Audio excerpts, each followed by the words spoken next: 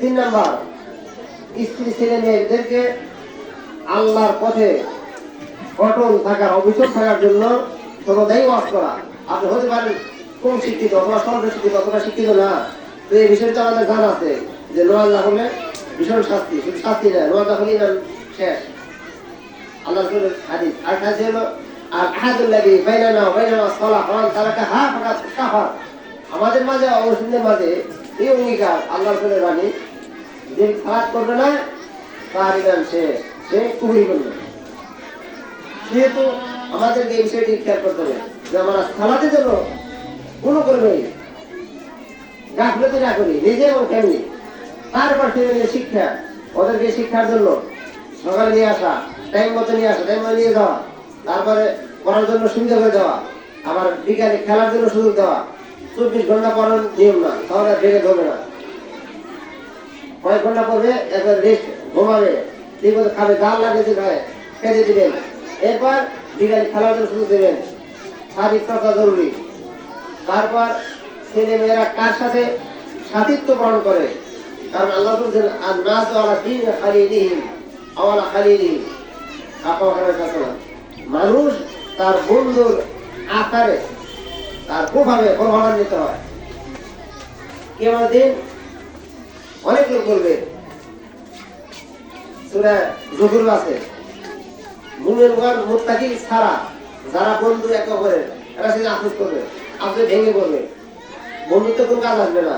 দুনিয়াবি যারা মুমিন তাদের বন্ধুত্বে কাজ আসবে। কিয়ামতের দিন আর হাদিস সহিহ মুসলিমে আল্লাহর ছায়া আসিতে হবে, আল্লাহর আরশের ছায়া তারা আসিতে পারবে, আল্লাহর ছায়া এবং আল্লাহ আল্লাহর ছায়া তারা স্থান পাবে। কারা? আল মুতাহাব্বিন ফিল্লাহ, একে অপরে আল্লাহর সাথে ভালোবাসবে। একে অপরে আল্লাহর সাথে ভালোবাসলে কিয়ামতের দিন আল্লাহ তাকে আরশের ছায়া দেবেন। এই বিষয়টি আমাদের বাচ্চাদেরকে খেয়াল করতে হবে, ওরা যেন ভালো বাচ্চাদের সাথে বন্ধুত্ব করে। মেয়েরা ভালো মেয়ের সাথে, ছেলেরা ভালো ছেলের সাথে, ছোট হোক বড় হোক, ছোট ছেলে 7, 8, 10 বছর থেকে শুরু করে 18, 20, 25 বছর পর্যন্ত ওদের সাথী যেন ভালো হয়, বন্ধুদের ভালো, এটা আমাদের লক্ষ্য রাখতে হবে। মানে চতুর্মুখী দিকে খেয়াল রাখতে হবে। যদি খেয়াল না রাখেন, শুধু আপনি রেজিকে দিয়ে খেয়াল করলেন, আপনার চাকরির দিকে, ব্যবসার দিকে, কৃষি দিকে, তাহলে আপনার জীবন উন্নয়ন হবে, দূরে তো হবে, আগে হবে।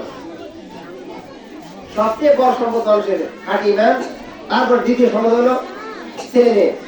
কারণ আল্লাহ রাসূল বলছেন ইযা মাতা ইনসান ইনকাতা আনহু আমালু, মানুষ মারা গেলে তার আমল সব বন্ধ, ইল্লা মিন সালাত, 3টি কাজ ছাড়া। একটি হলো ওয়ালাদুন সালিহুন, সৎ ছেলে মেয়ে, এরা আমার আসল সম্পদ। টাকা পয়সা, ধন দৌলত, বাড়িঘর, এগুলো আসল সম্পদ না, এটা আমাদের মাথায় রাখতে হবে। আর সৎ কাজ এগুলো আমরা জানি। তো সুতরাং আমাদের যে বিষয়টি বলছি, আমরা বলবো ছেলেদের জন্য যে ওদেরকে আমাদের সহজে, যারা শিক্ষক তাদের প্রতি আমার আহ্বান, সহজে ধমকি দেওয়া যাবে না, সহজে প্রহার করা যাবে না, সহজে ম্যাচ দেওয়া যাবে না। একটা 2টা 3টা ভুল করার পর তারপর হালকা প্রহার, এবং বুঝাতে হবে, বাবা বলতে হবে, আদর করতে হবে, নিজের ছেলের মতো মনে করতে হবে, নিজের মেয়ের মতো মনে করতে হবে। কারণ ওরা আমাদের আসল সম্পদ। এরা যদি ভবিষ্যতে মানুষ হয়, অর্থাৎ তাওহীদবাদী আলেম হয়, আল্লাহর কোরআনের বিশুদ্ধ হাফেজ হয়, আল্লাহর কোরআনের রক্ষক হয়, তাহলে আমলদার হয়, ধরা আল্লাহ লাভ, 3 লাখ আসল লাভ হচ্ছে। টাকা পয়সা ধন করো, ওটা পরের লাভ, ওটা কিনেতে আস্তে আস্তে দেখছে দোকানে মারা যাবেন। সহিহ মুসলিম হাদিস, মানুষ মারা যাওয়ার পর তার কবর 3টি জিনিস যায়, 2টি ফিরে আসে, 1টি থাকে। কি থাকে? আমল। আমল থাকবে। এই বাচ্চাদেরকে মানুষ করে গেলে এরা মানে আমল। এরা শেখ আলবানী বলছেন, সারা পৃথিবী বড় মুহাদ্দিস, যদি তোমরা অধিক সন্তান গ্রহণ করো, আল্লাহ রাসূলের ভাষণ, আল্লাহ রাসূল বলছেন আমার উম্মতেরা সবচেয়ে বেশি হবে, কে বলছে এটা আমার গর্ব। এই জন্য আল্লাহ রাসূল বলছেন তাযাওয়াদুল উলুদ আল উলুদ, ওই সময় নারীকে যে বিবাহ করো যারা বাচ্চা বেশি দেয়, যাদের মায়েদের বাচ্চা বেশি হয়।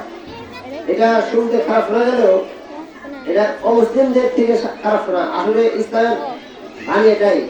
আমার সাথে আমার মুসলিম আমার পিছনে সাত করে এক বৃদ্ধ লোক ওখানে, তার ছেলে 18 জন, মেয়ে কয়েকজন দাঁড়িয়ে নেয়, তার এইভাবে আরো অনেকে এরকম ছেলে মেয়ে, তারা খুব সুখে আছে, জান্নাতে আছে। আল্লাহ আকবার। সবাই ফজরের সালাতে ফাঁস কাতারে 18 জন ছেলে, সবাই প্রায় 2 লোক থাকে।